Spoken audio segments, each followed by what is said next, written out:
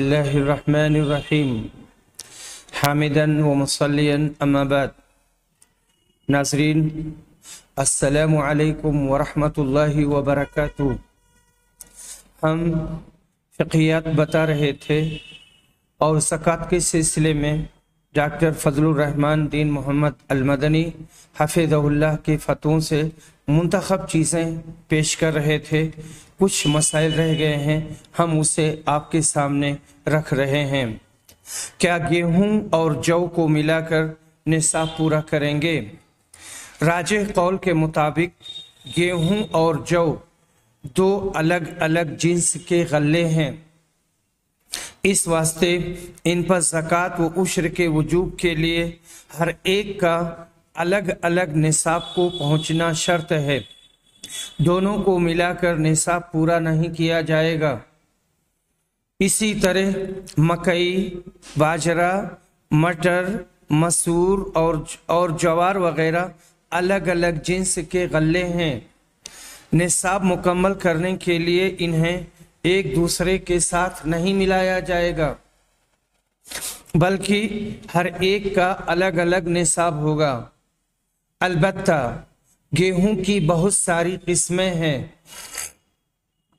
और किसी के पास कई किस्म के गेहूं हैं तो सारे किस्म के गेहूं को मिलाकर देखेंगे। अगर वो निसाब को पहुंच गया तो उश्र या निस्वे उश्र देना पड़ेगा, वरना नहीं। इसी तरह धान की कई किस्में हैं, इन किस्मों को भी एक ही जिन्स मानेंगे और सबको मिलाकर निसाब देखेंगे। सबको मिलाने से अगर निसाब पूरा हो गया तो ज़कात देनी पड़ेगी, वरना नहीं। गन्ने की ज़कात। गन्ने की ज़कात के सिलसिले में कोई वाज़ेह मौक़िफ़ सामने नहीं आता है। कोई हासिल शुदा रुपए में 2.5% का कायल है, कोई कहता है कि ये ज़मीन की पैदावार है, इसमें वसक का एतबार होगा। बराहे करम आप इस मसला में राजिह कौल की वजाहत फरमाएं। कहते हैं गन्ने के सिलसिले में राजिह कौल यही है कि वो ज़मीनी पैदावार है और मिसल अंगूर के है। इस वास्ते इससे तैयार होने वाला गुड़ या राब या शक्कर अगर 5 वसक को पहुंच जाता है तो उसमें उश्र या निस्वे उश्र वाजिब होगा और दीगर ज़मीनी पैदावार की तरह इसमें हौलाने हौल की शर्त नहीं है। नीस ये खजरावात में दाखिल नहीं है, क्योंकि खजरावात से मुराद वो सब्जियां और तरकारियां हैं जो जल्द खराब हो जाती हैं और ज़ख़ीरा करके नहीं रखी जा सकती, जैसे बैगन, मूली, शलजम और सागपात वगैरह। नीस हदीस लैसा फिल खुजरावात सदका ये ज़ईफ़ है। हाफिज इब्न हजर और दीगर उलमा ने इसकी तज़ईफ़ की है। यही फतवा अल्लामा उबैदुल्लाह मुबारकपुरी, अल्लामा अबू सईद शरफुद्दीन देहलवी, मौलाना अहमदुल्लाह हकीम अब्दुल शुकूर साहब शकरावी, मौलाना मुनीर खां बनारसी, मौलाना अबुल कासिम बनारसी, मौलाना अब्दुल रऊफ झंडा नगरी रहमहुमुल्लाह और दीगर उलमाए अहले हदीस व अहनाफ का है।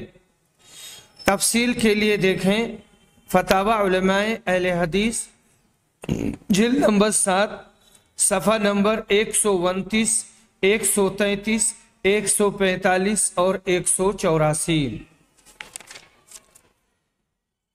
गन्ने को खड़े ही शक्कर मिल से बेच दिया तो कीमत में उश्र या निस्वे उश्र निकालेंगे।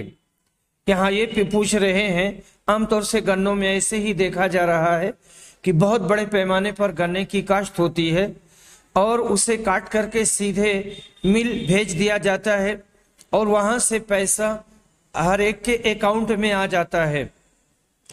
تو گنے کو اگر کھڑے ہی شکر مل سے بیچ دیا تو اس کی قیمت میں 2.5% کے حساب سے نکالیں گے یا عشر اور نصف عشر کا اعتبار کیا جائے گا؟ کہتے ہیں ایسی صورت میں جیسے گنے کا شکر یا گڑ بنانے پر اس میں عشر یا نصف عشر نکالیں گے، اسی طرح گنے کو کیش بیچ دینے کی صورت میں بھی قیمت سے عشر یا نصف عشر نکالیں گے، 2.5% نہیں نکالیں گے۔ سرسوں، رائی اور لاہی کو ایک ہی جنس مانیں گے اور تینوں کو ملا کر نصاب دیکھیں گے۔ یہ تینوں یہ تلہن ہیں، ان سے تیل نکلتا ہے تو ان کو ایک جنس مانا جائے گا۔ اس سلسلے میں کہتے ہیں کہ میرے خیال میں یہ تینوں ایک ہی جنس کی 3 قسمیں ہیں، اس لیے جس طرح مختلف قسم کے گیہوں کو ملا کر نصاب پورا ہو جاتا ہے تو عشر یا نصف عشر دینا پڑے گا۔ ہر ایک کا الگ الگ نصاب کو پہنچنا ضروری نہیں، اسی طرح سرسوں، رائی اور لاہی میں بھی ہے، سب کو ملا کر زکوٰۃ نکالیں گے۔ تل کو سرسوں کے ساتھ ملائیں گے یا نہیں؟ تل سرسوں وغیرہ سے الگ ایک جنس ہے، اس واسطے نصاب پورا کرنے کے لیے اس کو سرسوں کے ساتھ نہیں ملائیں گے۔ البتہ تل کی 2 قسمیں ہیں، سفید تل اور سیاہ تل۔ ان دونوں قسموں کو ملا کر دیکھا جائے گا کہ وہ نصاب کو پہنچا کہ نہیں۔ اگر پہنچ گیا تو اس میں عشر یا نصف عشر ہوگا، ورنہ نہیں۔ وہ دانے جو عموماً انسانوں کی خوراک نہیں ہے لیکن مویشیوں کا چارہ حاصل کرنے کے لیے بیج کے طور پر اسے استعمال کیا جاتا ہے، جیسے گوار، چری اور برسیم وغیرہ کے دانے، ان میں عشر ہے یا نہیں؟ تو اس کے سلسلے میں کہتے ہیں کہ امام احمد اور ابن تیمیہ وغیرہ کے نزدیک دانوں میں وجوب زکوٰۃ کے لیے ان کا مطعوم ہونا شرط نہیں ہے۔ مطعوم ہونے کا مطلب ہے خوراک ہونا، یعنی انسانوں کی خوراک۔ صرف ادخار یعنی سال بھر باقی رہنا ہی کافی ہے۔ ادخار اگر اس کی ذخیرہ اندوزی کی جا سکتی ہے تو بس اتنا ہی کافی ہے، وہ خوراک ہوں یا نہ ہوں۔ اس واسطے ان کے نزدیک ان دانوں میں بھی عشر ہے، اور یہی قول راجح معلوم ہوتا ہے، کیونکہ جب یہ دانے زمین سے آمدنی کا بڑا ذریعہ ہیں اور زمیندار ان سے ہر سال لاکھوں کماتے ہیں، نیز یہ سال بھر بلکہ اس سے زیادہ عرصہ تک باقی رہتے ہیں، تو کوئی وجہ نہیں کہ ان سے غربا کو ان کا حق نہ دلایا جائے اور ان کا عشر نہ دیا جائے۔ ان دانوں میں عشر کے واجب ہونے کے قول کو فتاوی علماء حدیث جلد نمبر 2 صفحہ نمبر 55 میں بھی راجح بتایا ہے، تو اس میں زکوٰۃ نکالنی چاہیے۔ کپاس میں زکوٰۃ ہے۔ ہمارے یہاں کپاس کی کھیتی ہوتی ہے، تو کیا کپاس میں زکوٰۃ ہوگی؟ جی ہاں، کپاس اگر نصاب کو پہنچ جائے تو اس میں بھی عشر یا نصف عشر دیں گے، اور چاہیں تو پورے کپاس کو فروخت کر کے اس کی قیمت میں سے عشر یا نصف عشر نکال دیں۔ کیا انگور میں زکوٰۃ ہے؟ ہاں، انگور اور کھجور میں زکوٰۃ ہے، اور اس میں میرے علم کے مطابق کوئی اختلاف نہیں ہے۔ اور ان کی زکوٰۃ کا طریقہ یہ ہے کہ جب یہ پکنے کے قریب ہوں تو کوئی ماہر عامل باغ میں گھوم پھر کر پھل دیکھے اور اندازہ کرے کہ اس میں فی الحال کتنا پھل ہے، اور خشک ہونے کے بعد کتنے پھل رہ جائیں گے اور ان میں کتنی زکوٰۃ واجب ہوگی، اور اس کی تفصیل اپنے رجسٹر میں درج کر لے، اور جب پھل کٹ کر خشک ہو جائیں تو عشر یا نصف عشر وصول کرے۔ عشر میں خشک کھجور اور منقع لیا جائے گا، تازہ پھل نہیں لیں گے۔ ان عتاب بن اسید قال امر رسول اللہ صلی اللہ علیہ وسلم ان يخرس العنب كما يخرس النخل وتؤخذ زكاته زبيبا كما تؤخذ زكاة النخل تمرا۔ رواہ ابو داؤد جلد نمبر 2 صفحہ نمبر 110۔ اور اس حدیث کو علامہ البانی رحمہ اللہ نے ضعیف کہا ہے۔ کھجور اور انگور کا عامل کے اندازہ کرنے کے بعد صاحب باغ آزاد ہے کہ وہ اپنا پھل تازہ بتازہ بیچے، خود کھائے اور دوست و احباب کو تحفے میں دے۔ اسے عامل کے اندازہ کردہ کشمش و منقع کی مقدار سے زکوٰۃ دینی ہے اور بس۔ تو یہاں اس میں کہنا یہی ہے کہ انگور اور کھجور میں زکوٰۃ ہے، اسے نکالیں گے۔ ارنڈی پر زکوٰۃ کا حکم۔ یہاں پر ایک صاحب نے لمبا سوال کیا ہے اور اس کا کافی لمبا جواب بھی ہے۔ یہ گجرات کے علاقہ میں رہتے ہیں اور وہاں پر ارنڈی کی کھیتی ہوتی ہے اور اس کا تیل نکالا جاتا ہے اور یہ کافی مہنگا ہوتا ہے، بکتا ہے۔ اور انہوں نے یہ بتایا ہے کہ لوگ کھیتی کرتے ہیں پر اس سے زکوٰۃ وغیرہ نہیں نکالتے ہیں۔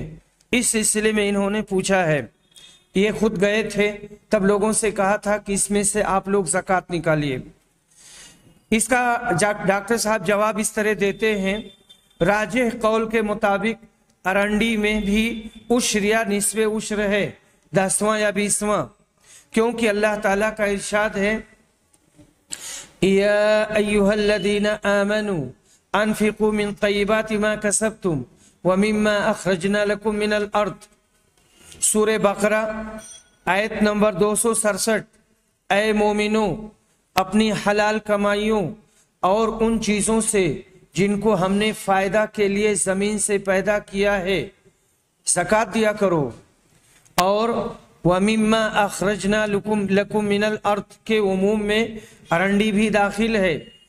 رسول صلی اللہ علیہ وسلم نے فرمایا ہے، جو آسمانی بارش یا چشموں کے پانی سے سیراب کیے جائیں یا زمین کی نمی سے بغیر سیراب کیے ہوئے پیدا ہوں، ان میں عشر ہے، یعنی 10واں حصہ زکوٰۃ میں دینا ہے۔ اور جنہیں اونٹ وغیرہ کے ذریعہ سیراب کیا جائے ان میں نصف عشر یعنی 20واں ہے۔ اس سے بھی معلوم ہوا کہ زمین کی تمام پیداوار میں عشر یا نصف عشر ہے۔ فتاوی علماء حدیث جلد نمبر 7 صفحہ نمبر 54 میں تیل نکالنے کے بیج مثلاً توریا، سرسوں اور ارنڈی وغیرہ میں زکوٰۃ کا تذکرہ ہے۔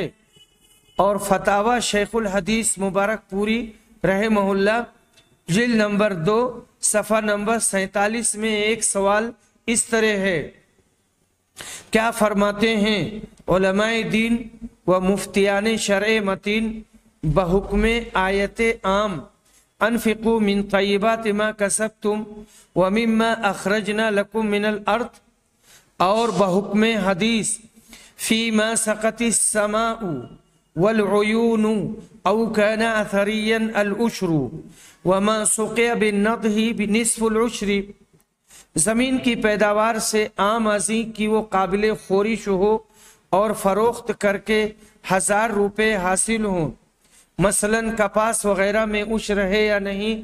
اگر نہیں ہے تو مذکورہ آیت و حدیث کی مخصص کون سی آیت یا کون سی حدیث ہے؟ یہ اتنی لمبی عبارت ہے۔ ان کے کہنے کا مطلب یہی ہے کہ یہ جو तेल वाली चीज़ें पैदा की जाती हैं, कपास है और दूसरी बहुत सारी चीज़ें हैं, तो उनमें उश्र निकालेंगे या नहीं निकालेंगे?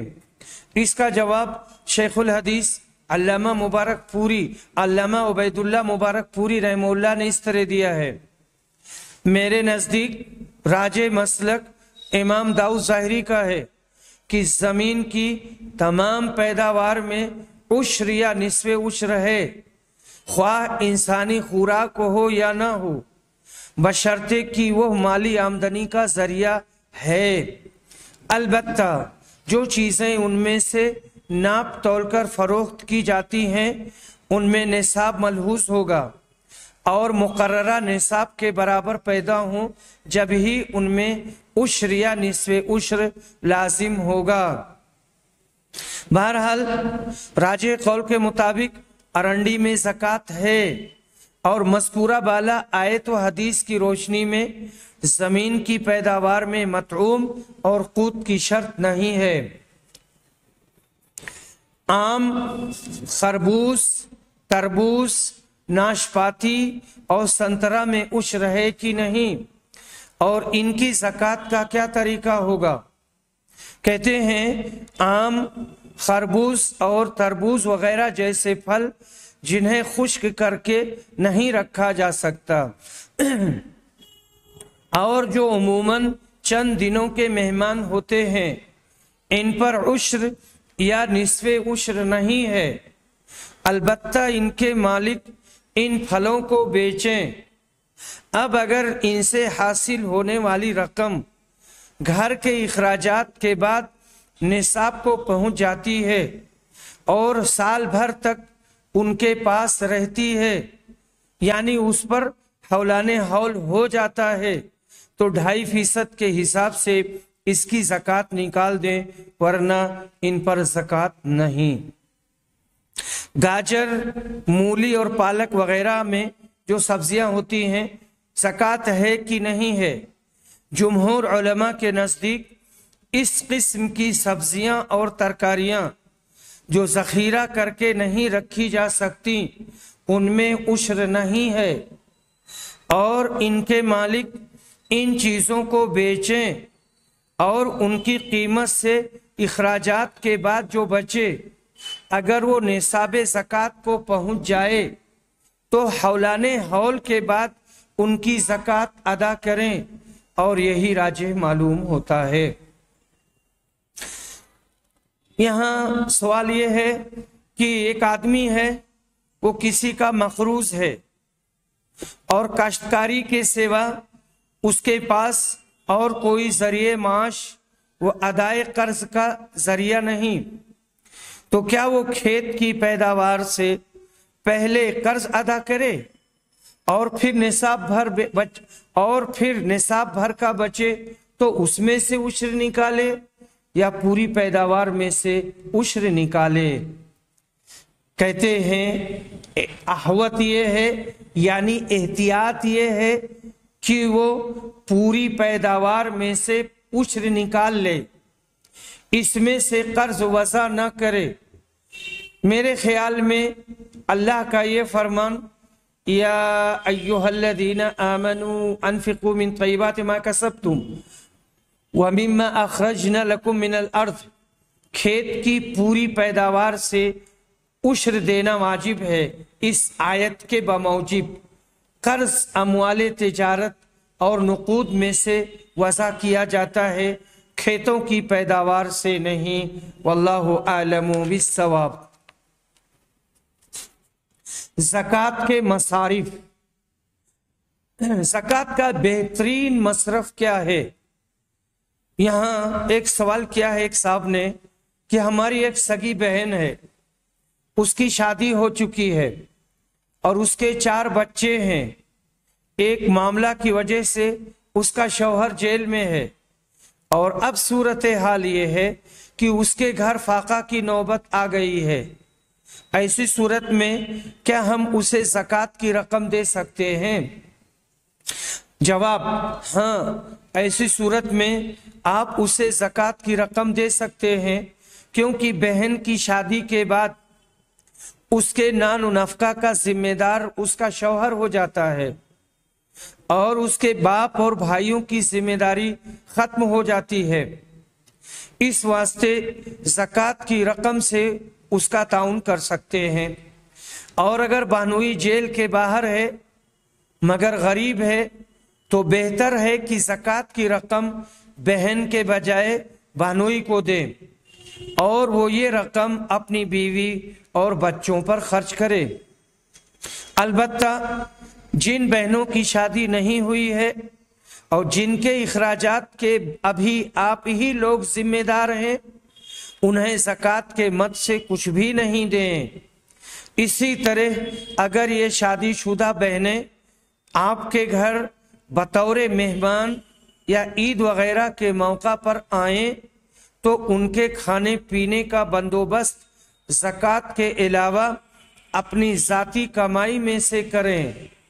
ایسے موقع پر ان پر زکوٰۃ کی رقم خرچ کرنا جائز نہیں ہے، کیونکہ ان حالات میں ان کی ضیافت وغیرہ کی ذمہ داری آپ پر ہے۔ کئی دینی تحریکیں جو ملک میں زکوٰۃ کی رقم جمع کرتی ہیں وہ اس کے 8 مدوں میں سے صرف 1 مد پر خرچ کرتی ہیں اور باقی مدوں کو چھوڑ دیتی ہیں۔ کیا ان کا یہ عمل باطل نہیں ہے؟ کہتے ہیں کہ اسلامی ممالک میں جب حکومت اسلامیہ باقاعدہ زکوٰۃ کے جمع و تقسیم کا نظم کرتی ہیں تو 8 مدوں میں سے جتنے مدوں میں اموال زکوٰۃ کے خرچ کرنے کی ضرورت پیش آتی ہے وہ ان میں خرچ کرتی ہیں اور اسے خرچ کرنا بھی چاہیے، اور کسی مد میں بر وقت خرچ کرنے کی ضرورت کی بنا پر بعض دوسرے مدوں میں زکوٰۃ صرف نہ ہو تو اس میں کوئی حرج نہیں۔ رہا ہندوستان جیسا ملک جہاں اسلامی نظام اور حکومت نہیں، تو یہاں جو جماعتیں اور سوسائٹیاں اموال زکوٰۃ اپنے اپنے طور پر جمع کرتی ہیں، ان کے الگ الگ مقاصد اور میدان عمل ہیں اور اسی حساب سے کام کرتی ہیں۔ مثلا اہل مدارس کی زکوٰۃ کی رقم غریب و نادار طلبہ کی کتابوں اور کھانے پینے وغیرہ کا نظم کرنے کے لیے جمع کرتے ہیں۔ اب اگر کوئی ان سے مقروضوں، بیوہ عورتوں اور نادار و یتیم بچوں اور غریب و مسکین خاندانوں پر صرف کرنے کے لیے مطالبہ کرے تو ظاہر ہے وہ ایسا نہیں کر سکتے، کیونکہ اگر وہ ایسا کرنے لگے تو دینی مدارس کے غریب و مسکین طلبہ و طالبات کے لیے قیام و طعام اور کتب وغیرہ کا نظم کرنے اور اس طرح ان میں علم کی روشنی پھیلانے کا کام جو ان کا اصل مقصد ہے وہ فوت ہو جائے گا۔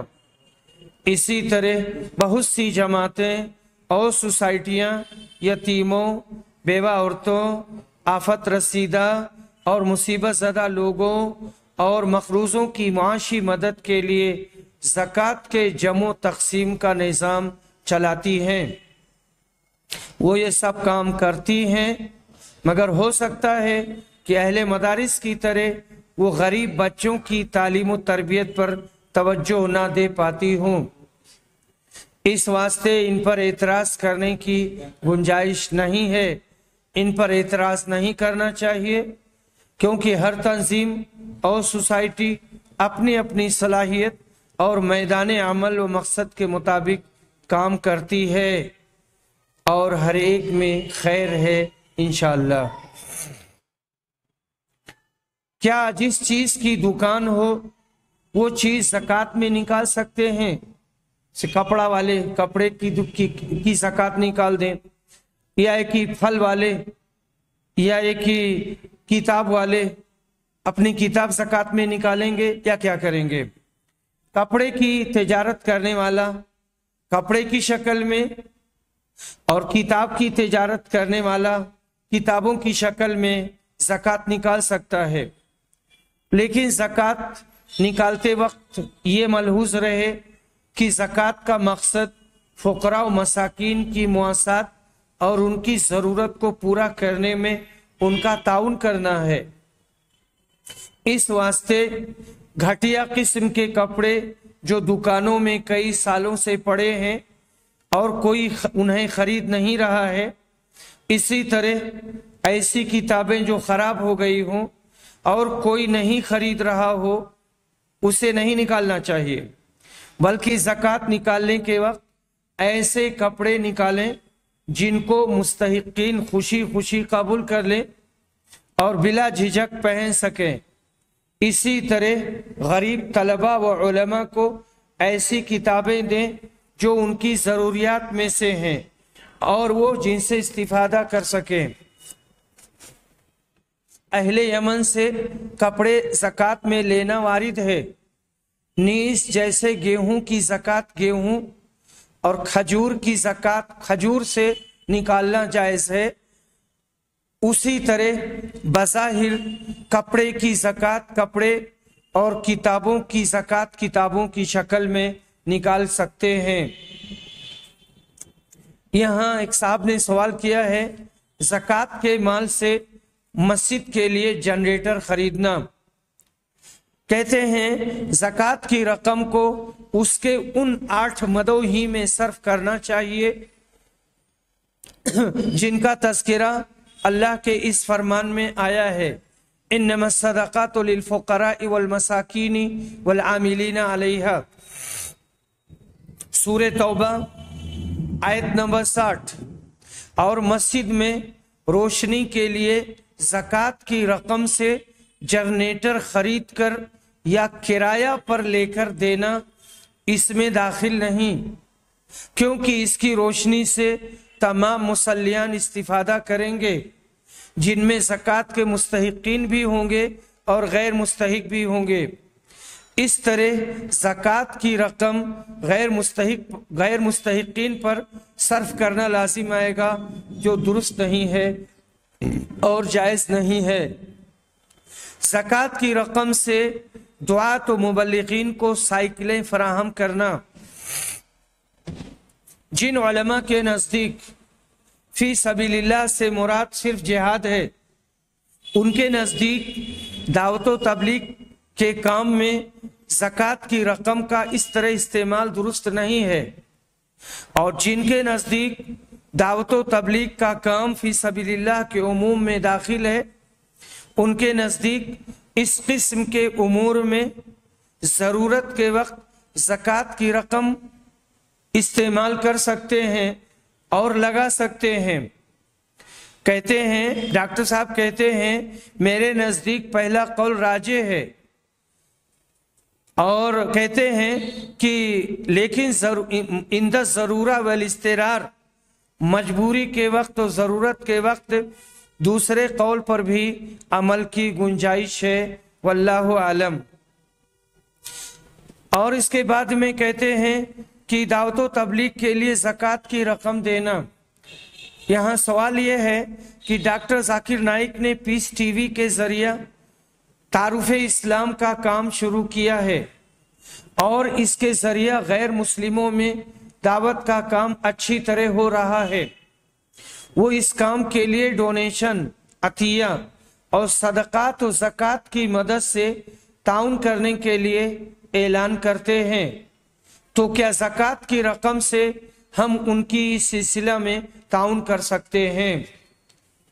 जवाब में कहते हैं बहुत से उलमाए किराम ने यूरोप, अमेरिका और हिंदुस्तान जैसे ममालिक में, जहां मुसलमान माली और अददी एतबार से कलील और कमज़ोर हैं, दावत व तबलीग और इस्लामी मराकिज़ व मदारिस के क़याम के लिए ज़कात की मद फ़ी सबीलिल्लाह में इसको शामिल करके ज़कात की रकम से ताउन को मुबाह करार दिया है, जो बहुत हद तक करीने क़यास और मबनी बर मसलहत है, क्योंकि ऐसे मकामात पर मुसलमानों के पास इतनी ताकत नहीं कि ज़कात के अलावा دوسرے عطیات وغیرہ سے اتنا بڑا کام کر سکیں اور اس کو بالکل ترک کر دیں تو اسلام اور مسلمانوں کے خلاف اعدائے اسلام نے جو محاذ کھول رکھا ہے